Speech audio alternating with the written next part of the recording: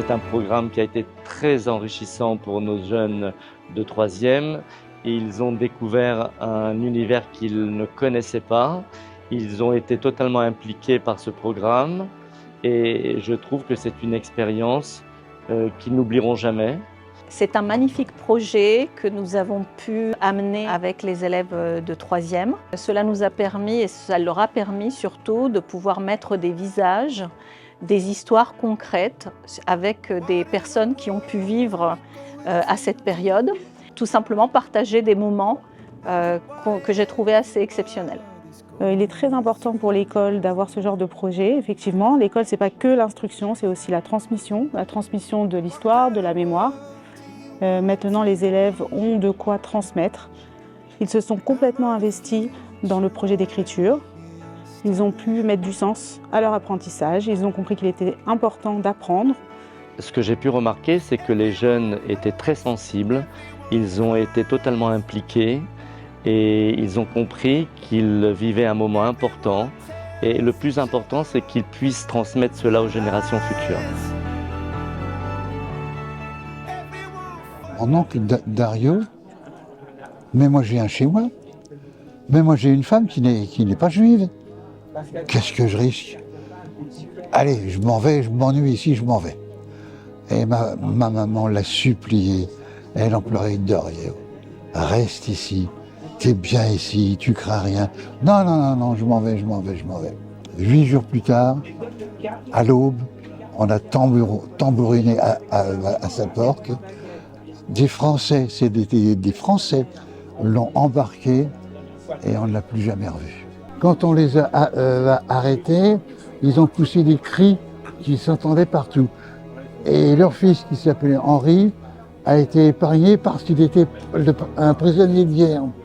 Et quand il est rentré, on lui a dit « Je viens pour voir ma famille ». Et on lui a dit « Mon pauvre Henri, ta famille, tu n'en as plus ». Je vous ai parlé de ma cousine Huguette Pessa, qui s'est fait prendre alors qu'elle voulait franchir la ligne de démarcation de l'époque. Elle s'est fait prendre et elle est morte à Auschwitz. Alors sa maman Annette, je l'ai souvent chez Annette, elle l'attendait tous les jours. Un jour, elle a compris qu'elle ne reviendrait plus. Elle est montée sur son balcon et elle s'est jetée du 3e étage. Imagine-toi, juste dans ta tête, rentrez ça dans votre tête, un gosse de 12 ans, rue de la Mare, enfin à Belleville, là-haut, vers les buts de Chaumont, seul. Ma mère, on l'a emmené à Drancy, mon père était déjà dans l'armée et était pris, et vous êtes seul dans la rue. Et moi, je me suis retrouvé que ma tante, c'était une drôle de bonne femme. Ma mère, dans la lettre que je vous ai montrée dans le livre, elle écrit à sa belle-sœur « Va chercher l'argent où tu sais, et t'es une mère de famille, occupe-toi de mes enfants. » Elle a pris l'argent, puis elle est partie en zone libre avec sa fille. Une dame impotente comme ça, qui était à une machine à coudre, au rez-de-chaussée comme ça. Elle me dit « Qu'est-ce que tu fais là, Victor ?» Ben, j'ai dit « Je ne sais pas où aller ». Et elle m'a mis chez des curés qui, eux, m'ont placé dans une ferme à Ivry-le-Pelinde, au Mans. Et là, j'ai voyagé dans un train. Il n'y avait que des Allemands. Donc, je me suis retrouvé au Mans, descendre au Mans, mais de Le Mans, il y avait une 15 ou 20 km pour aller à Ivry-le-Pelinde, dans une ferme où j'avais une adresse. Le Mans, c'est un pays où on fait du cidre, donc il n'y a que des pommiers. Moi, je marchais, je mangeais des pommes. Je suis arrivé dans la ferme, j'avais fait une dysenterie. Et celui qui a dénoncé mon papa, eh bien, il a été tellement torturé, tellement fort, on lui a pris les testicules qu'on a écrasés entre 2 tasseaux. Vous imaginez la torture. Donc, il a lâché un nom, celui de mon papa. Donc, les Allemands sont arrivés dans sa ferme, puis on l'a emmené en prison. Et alors, il est resté prisonnier jusqu'en août où il a été emmené à Compiègne et il a fait partie du dernier train où on emmenait les Juifs, où on emmenait les résistants, voilà, tout était mélangé. Monter dans ce train, c'était des wagons à bestiaux, qui serrés, il ne pouvait pas bouger, et il est parti. Et dans le train, ce garçon qui l'avait dénoncé, il faisait partie du même réseau, ils se connaissaient, il est mort dans ses bras. L'un des gendarmes vient frapper à la maison pour nous demander ou nous conseiller de déguerpir aussi rapidement que possible. Donc, de nouveaux problèmes, qu'est-ce qu'on fait? Il faut partir. Et donc là, mon père s'en va vers Grenoble, qui était encore une grande plaque tournante pour la Suisse, où beaucoup de Juifs à Grenoble sont morts parce qu'ils attendaient de partir, de traverser la frontière pour rejoindre la Suisse.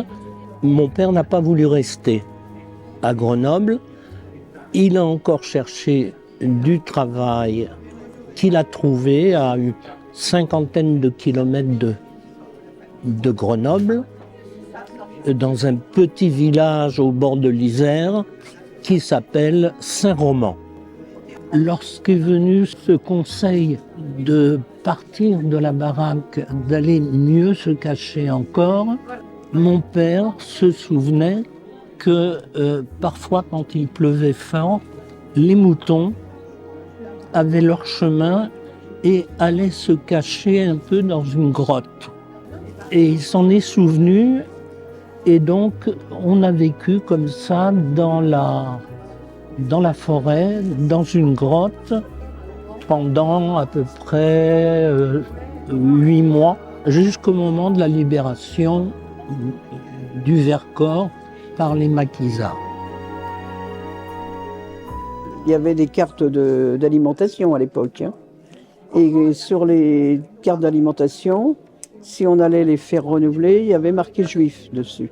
Donc ce qui voulait dire, si on allait rechercher les tickets d'alimentation, ça voulait dire que bon, on se déclarait comme juif. Alors ma maman a arrêté d'aller les chercher, donc elle achetait de la nourriture au marché noir. On recevait des colis de Bretagne. Et un jour, il y a un colis qui est arrivé chez ma grand-mère, il y avait un lapin dedans. Il était mort, bien sûr, mais il aurait pu marcher tout seul parce qu'il y avait plein d'asticots dedans. Bon, comme on n'avait rien à manger, ma grand-mère l'a mis à cuire, à bouillir, tout pour retirer tout ça. Et il faut dire que depuis ce temps-là, je ne mange plus de lapin. Bon, les Juifs n'avaient plus le droit de travailler dans la fonction publique, ils n'avaient plus le droit de faire beaucoup de choses, et donc il fallait qu'on porte l'étoile. Hein, et moi, je l'ai porté peut-être 1 mois, même pas.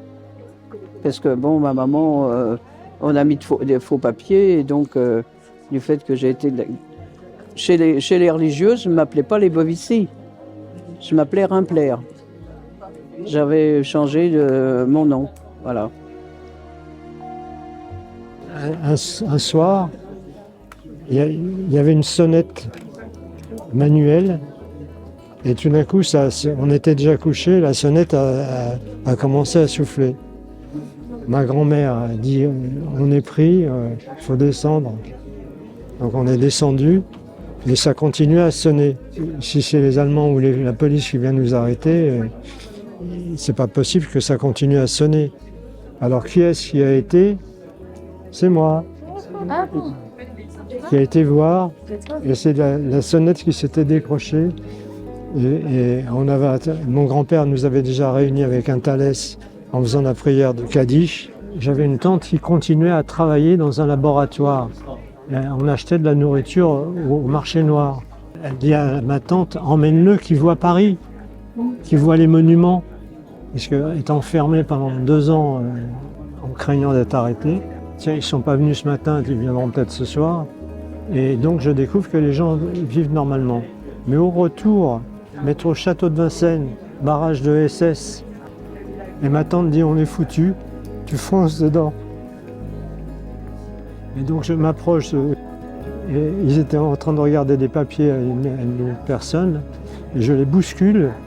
Le temps que l'officier gueule « Das Kind, das Kind !» Ça veut dire quoi, monsieur? L'enfant, l'enfant. Et là, je saute dans un bus, et le bus démarre. Et j'aperçois que ma tante, elle a réussi à passer. Et si tu veux, elle m'a fait un vague signe. Et on s'est retrouvés à l'arrêt où on était cachés, enfin, Montreuil-sous-Bois. Vous étiez caché où alors? À Montreuil-sous-Bois. À Montreuil-sous-Bois, ok. C'est pour ça que l'alpinisme, ça fait partie d'une démarche. Tu regardes, ma grand-mère me disait, tu regardes devant, hein, tu regardes pas derrière. C'est que j'avais donc 4 ans à peu près, et Suzanne Merlette m'a demandé d'aller acheter un pain à la boulangerie du village. Donc j'étais très fière puisqu'on me confiait une mission. Je suis allée à la boulangerie et quand j'ai poussé la porte de la boulangerie, j'ai vu qu'il y avait un officier allemand près de la caisse. Est-ce que j'ai compris? Est-ce que je savais? Est-ce que c'était un pressentiment? Je ne peux pas dire. Toujours est-il que je me souviens très bien que j'ai pensé « il ne faut pas qu'il voie que j'ai peur ». Je me suis raisonnée, rien que d'y repenser, ça me fait des frissons. J'ai tendu ma pièce à la boulangère en lui disant « je veux un pain pour Madame Suzanne ». Elle a pris la pièce, elle m'a donné le pain et je me suis dit encore « il ne faut pas que je cours parce que si je cours, il va voir que j'ai quelque chose à cacher ». Donc j'ai fait les quelques pas tranquilles, j'ai fermé la porte et une fois seulement dans la rue, je me suis mise à courir. Je dois dire que c'est une anecdote qu'on ne peut pas oublier. Après la guerre, j'ai eu beaucoup de mal à parler de cette période et mon fils d'ailleurs m'a reproché de ne pas avoir évoqué les années de guerre. La plupart des gens de ma génération n'en ont pas parlé à leurs enfants. Pourquoi est-ce qu'ils n'en ont pas parlé? Parce que c'était une façon pour eux de vouloir les protéger. Il était officier de la Reichswehr. Il avait combattu en 14-18 du côté allemand. Okay. Il était invité au cocktail de la commandanture en 1942. Je ne sais pas si vous vous rendez compte. La Wehrmacht l'invitait à des cocktails avec ma tante. Et puis un jour, il a reçu un coup de fil de la résistance. Barrez-vous, vous allez être arrêté. Il n'a pas cru. C'est pas possible, je suis officiellement. Il a été arrêté par la Gestapo. Donc, vous voyez, il y avait des pouvoirs. C'est compliqué le système nazi. Mais enfin, il y a des gens dans la Wehrmacht qui étaient peut-être pas d'accord. Enfin, tout ça, il était reçu. Et c'est un truc extraordinaire, un truc comme ça. J'ai appris ça bien après la guerre. Puis à Nancy, il y avait son cousin qui était rabbin, qui lui tenait des propos, disons, un peu lénifiants, enfin, etc. Il n'a pas encouragé les gens à partir. Il fallait partir pour ne pas se faire arrêter.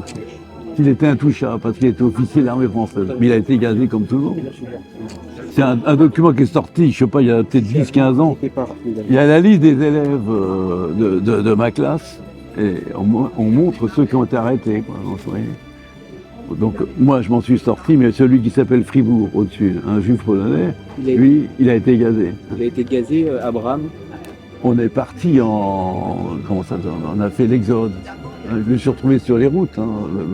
On parle surtout de l'exode de Paris, mais il y a d'autres régions où il y avait l'exode. Il y a les Belges, il y avait un peu de tout. Et mes grands-parents se sont retrouvés à Bourg-en-Bresse. C'était en zone non occupée. Ils sont restés toute la guerre là-bas et ils n'ont pas été inquiétés.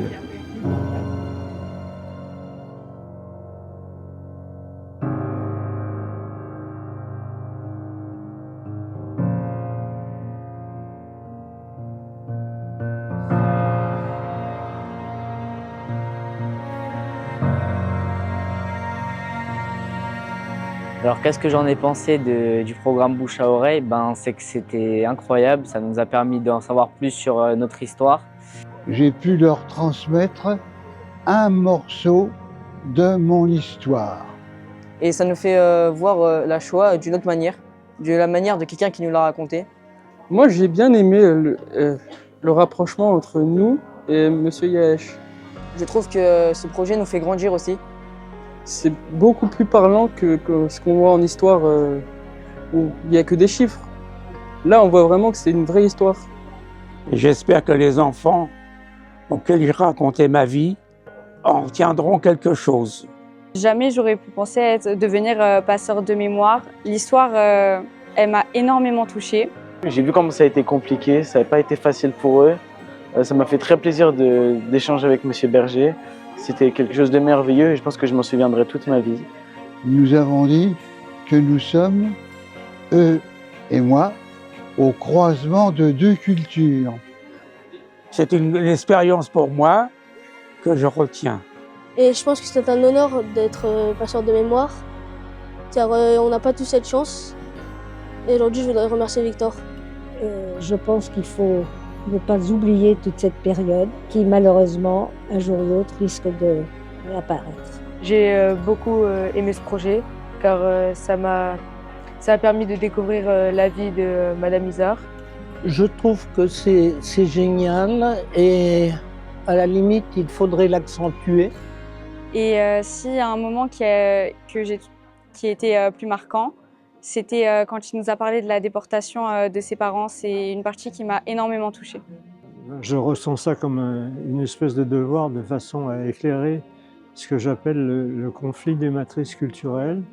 Je trouve que c'est extrêmement important d'établir de telles initiatives. Ce qu'il a vécu, ça a été dur, mais aujourd'hui, il est là devant nous et pour qu'on prenne conscience de la gravité de ce génocide.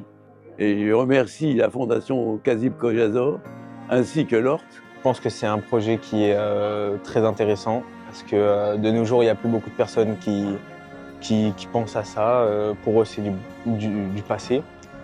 C'était une très belle expérience que l'ORT nous a fournie. Déjà parce qu'il ne faut jamais rester dans le passé et jamais oublier ce qui s'est passé. Alors je trouve que ce programme est très bien. Il faudrait qu'il soit fait dans toutes les écoles de France. Et malheureusement, aujourd'hui, il y a beaucoup d'enfants dans toute la France qui croient que cet événement n'est malheureusement pas arrivé. Parce que bon, il ne faut pas oublier, la Shoah est quelque chose de terrible qui nous est arrivé au XXe siècle. Et moi, j'ai trouvé que c'était un projet incroyable à vivre et je suis très contente d'avoir fait la connaissance de Claire.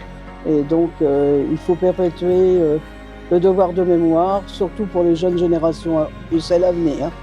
Et je dirais que cette période de mon enfance, c'est une période que j'aurais préféré oublier.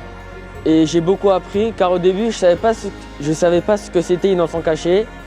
Et grâce à Janine Père, j'ai découvert ce que c'était. On est l'une des dernières générations à pouvoir profiter de cet avantage. Pourtant, j'ai voulu y participer parce qu'il me semble très important de témoigner, de transmettre. Et j'ai été touchée justement par l'écoute de ces étudiants.